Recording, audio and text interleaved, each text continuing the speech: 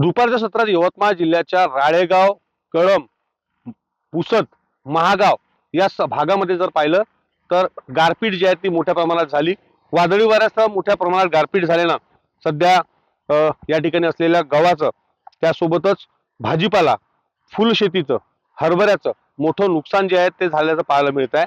यवतमाळ जिल्ह्यातील राळेगाव त्यासोबतच कळंब, मारेगाव, पुसद, महागाव हा जो पट्टा या संपूर्ण या पट्ट्यामध्ये मोठ्या प्रमाणात वादळी वाऱ्यासह गारपीट जी आहे ती झाली आहे।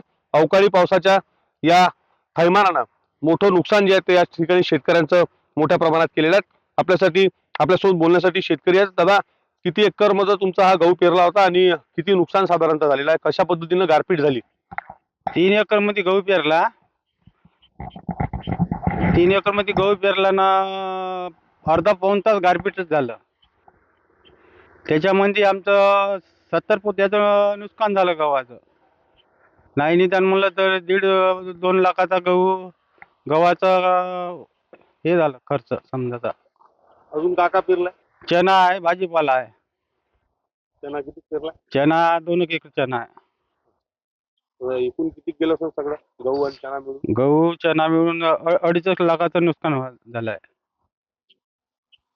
निश्चित या हातातोंडाशी आलेला घास जो आहे तो शेतकऱ्यांचा या गारपिटीने जो आहे तो हिसकावल्याचं पाहायला मिळत आहे।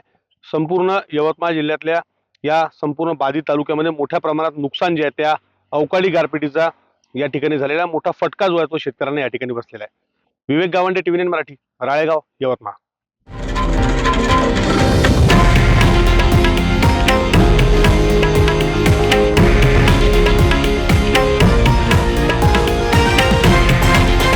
हे आहे देशातील नंबर 1 न्यूज नेटवर्क आणि आपण पाहत आहात TV9 मराठी, एकमेव।